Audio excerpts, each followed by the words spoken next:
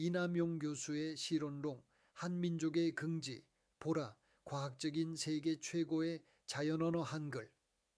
인류사에서 언어 패권의 기준이 과학 계산으로 이동합니다. 즉, 세계 공통언어의 결정 요인이 바뀌고 있습니다. 과거에는 군사력과 무역망과 학술권과 식민지의 흔적이 언어를 밀어 올렸고 라틴어와 프랑스어와 영어가 그 경로를 따라갔습니다. 지금은 컴퓨터가 읽고 쓰고 학습하는 비중이 폭발하면서 언어는 인간의 대화 수단을 넘어 존재론과 관계론의 지식 정보를 처리하는 비용이 됩니다. 이 변화는 언어를 감성의 영역에서 공학의 영역으로 끌어옵니다. 세계가 쓰는 언어는 아름다운 문학성보다도 처리 효율, 오류율, 표준 호환성, 학습 안정성 등으로 평가되며 이 지표들은 비용으로 환산됩니다. 언어가 기술의 바닥층으로 내려간 만큼 한번 유리한 구조는 시간이 갈수록 더 크게 이깁니다. 이 기준으로 보면 한글은 단지 훌륭한 문자가 아니라 과학적으로 설계된 자연 언어의 문자 구조입니다.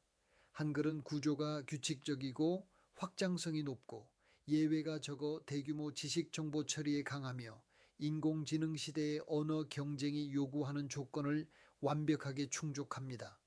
결론부터 분명히 말할 수 있습니다. 한글은 한민족의 긍지라는 감탄을 넘어 세계가 요구하는 계산 효율을 가장 정직하게 만족시키는 세계 최고급 자연 언어의 문자 체계입니다. 이제 한글을 찬양하는 방식은 감탄사가 아니라 숫자로 하는 시대입니다. 한글은 최소 기호로 최대 언어 공간을 엽니다. 과학적 비교의 첫 번째 지표는 기호 집합의 크기입니다. 한글은 기본 자모 24개로 자음 14, 모음 10, 음절을 조합해 생성하고 현대 한글 완성형 음절은 이론상 11,172개로 정리됩니다. 이 구조는 적은 부품으로 큰 조합 공간을 만드는 설계라는 점에서 공학적으로 매우 강력합니다. 영어는 알파벳 26자로 조합을 시작하지만 철자와 발음의 관계가 불규칙해 예외 처리가 많아지고 중국어는 일상 사용 한자가 대략 3,000자대에서 수천자 규모로 커지며 일본어는 가나 92자에 더해 상용 한자 약 2,000자대가 결합되어 문자 집합이 방대해집니다. 문자 집합이 크다는 것은 학습, 입력, 인식 오탈자, 교정 폰트 검색에서 기본 비용이 커진다는 뜻입니다. 한글은 여기서 방향이 다릅니다. 자모를 조합해 음절을 만들고 음절을 조합해 어절과 문장을 만들며 규칙을 바탕으로 확장합니다. 이 설계는 컴퓨터가 가장 좋아하는 형태입니다. 문자 자체가 커지는 방식이 아니라 규칙이 공간을 여는 방식이기 때문입니다. 따라서 한글은 작은 기호 집합, 큰 표현력이라는 이상적 조건을 만족합니다. 이것이 바로 한글이 과학적인 세계 최고급 문자 구조라는 첫 번째 증거입니다. 조합 규칙의 완전성이 입출력 비용을 낮춥니다. 컴퓨터 입장에서 언어 처리는 의미가 아니라 패턴입니다. 입력 단계에서는 키보드 입력과 문자 인식과 정규화가 있고 출력 단계에서는 조합과 렌더링과 재생성이 있습니다. 이 전 과정에서 비용을 결정하는 것은 예외의 수와 규칙의 명료함입니다. 한글은 초성, 중성, 종성의 조합 규칙이 정형화되어 있어 알고리즘으로 생성과 분해가 가능합니다. 이 말은 곧 사전 의존도가 낮아지고 예외 처리 분기가 줄어든다는 뜻입니다. 분기가 줄어들면 오류가 줄고 오류가 줄면 보정 비용이 줄고 보정 비용이 줄면 시스템 단가가 내려갑니다. 반대로 예외가 많은 언어는 입력기에서 보정이 늘고 검색에서 교정이 늘고 음성에서 발음 규칙 예외가 늘며 번역에서 문맥 의존이 늘어납니다. 예외는 사람에게는 익숙함일 수 있지만 기계에게는 비용입니다. 한글은 예외를 최소화한 설계로 기계 비용을 낮춥니다. 언어가 입출력 비용 경쟁이 되는 시대에 한글은 이미 구조적으로 승기를 쥐고 있습니다.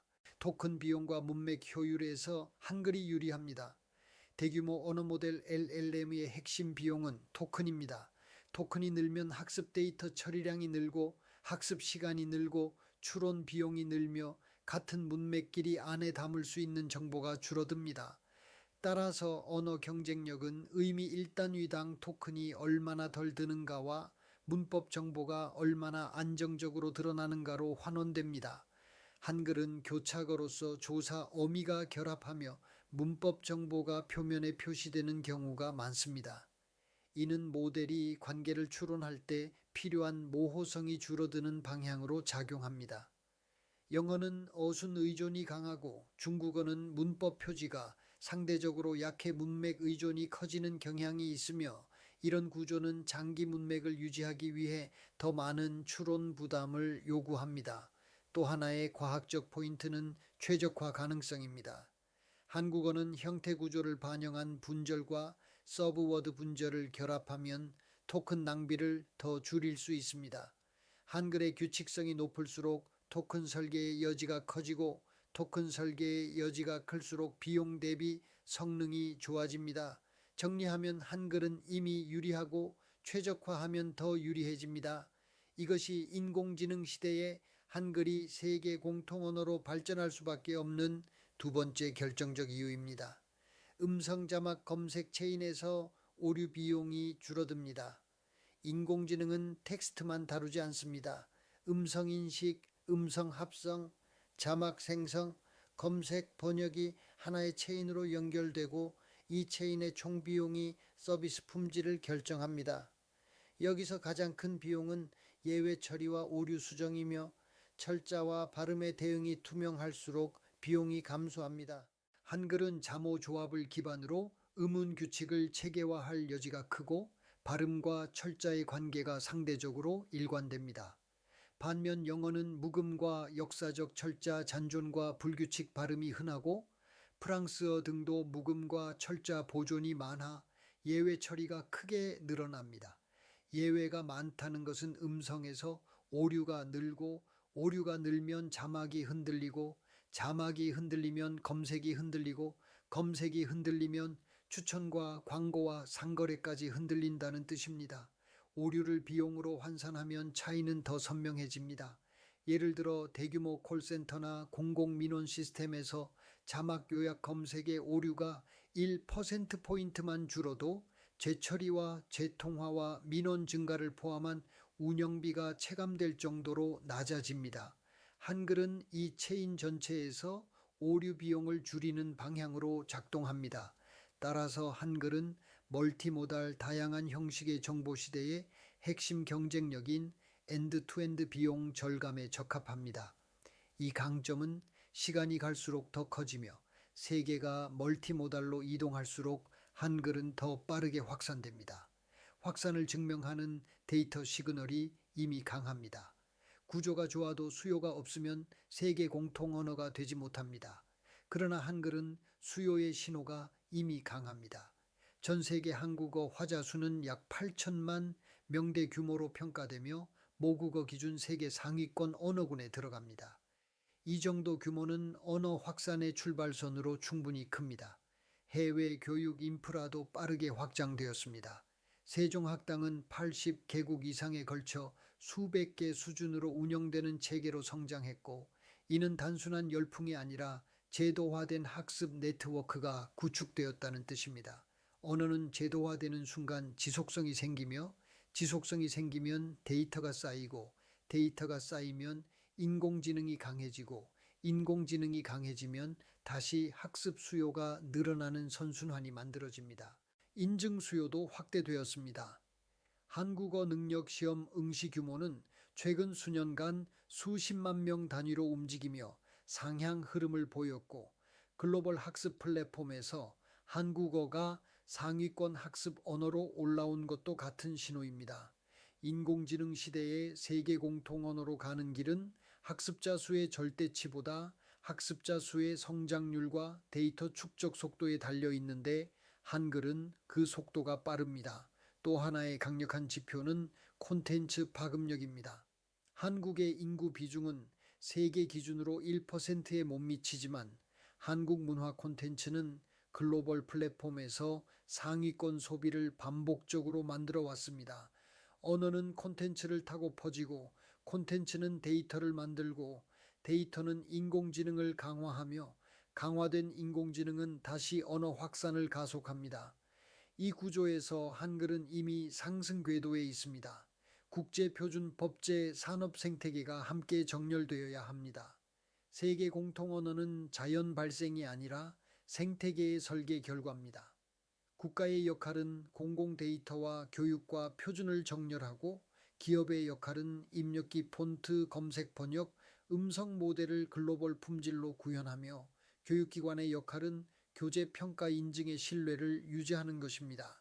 이 세 축이 분리되면 언어는 흥행해도 산업이 남지 않고 결합되면 언어가 표준과 기술을 동반해 확산됩니다. 법제 측면에서는 언어 정책과 데이터 정책과 인공지능 신뢰 체계가 함께 가야 합니다. 언어는 공공재 성격이 있고 데이터는 산업자의 성격이 있으며 인공지능은 안전과 신뢰가 핵심입니다.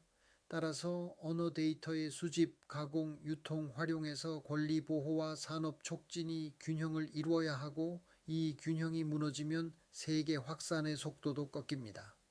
산업 측면에서는 한국어 데이터의 품질 표준이 관건입니다. 말뭉치 정규화, 표기 일관성, 전문 용어 체계, 음성 자막의 정렬, 개인정보 보호를 전제로 한 가명 처리와 접근 통제 같은 운영 규칙이 표준화되어야 합니다. 표준이 없으면 기업마다 데이터가 쪼개져 학습 비용이 중복되고 중복은 곧 경쟁력 손실입니다. 결국 한글의 우수성은 이미 증명되었고 남은 과제는 실행의 정렬입니다. 세계는 준비된 언어를 채택하며 준비는 표준과 법제와 산업 생태계의 합작으로 완성됩니다. AI 공용어로 가는 로드맵이 필요합니다. 첫째, 한국어 데이터 표준 패키지를 국가산업 공동자산으로 만들어야 합니다. 공공과 민간이 함께 쓰는 정규화 규격, 형태 분석 태그, 용어 사전, 음성 자막 정렬 데이터가 재사용 가능하게 묶여야 합니다. 이 패키지가 완성되면 한국어 모델은 같은 비용으로 더 높은 성능을 내고 같은 성능을 더 낮은 비용으로 냅니다. 둘째, 한국어 토큰화와 전처리의 표준 경쟁을 시작해야 합니다. 한국어는 영어 중심 도구를 그대로 쓰면 토큰이 불필요하게 늘고 의미 단위가 파괴될 수 있습니다. 반대로 한국어 구조를 반영하면 토큰 비용이 내려가고 문맥 안정성이 올라갑니다. 한글의 과학성은 최적화를 허용하는 구조이며 최적화는 정책과 산업의 의지가 있으면 즉시 성과가 나오는 영역입니다. 셋째, 멀티모달 체인에서 한국어의 품질 지표를 공개적으로 관리해야 합니다. 음성인식 오류율, 자막 정확도, 검색 재현율, 번역 품질, 요약의 사실성 같은 지표를 표준화해 꾸준히 측정해야 합니다. 측정이 없으면 개선이 없고 개선이 없으면 세계 확산은 감탄으로 끝납니다. 한글을 세계 공통 언어로 만들려면 한글을 세계 최고 품질의 데이터 언어로 관리해야 합니다. 마지막으로 국민의 태도까지 포함해 수준이 올라가야 합니다. 무지하고 무능하고 욕심 많은 태도로는 한글의 기회를 산업의 성과로 바꾸지 못합니다. 숫자를 읽고 표준을 이해하고 제도와 시장을 정렬하라고 요구하는 시민의 수준이 올라갈 때 한글은 한민족의 긍지를 넘어 인류의 공용 자연 언어로 인공지능 언어로 우뚝 서게 될 것입니다. 우리 민족의 위대한 유산 한글을 통하여 우리는 세계 평화와 번영을 강력히 리딩하여야 합니다. 이남용 교수의 실론롱을 시청해 주셔서 감사합니다.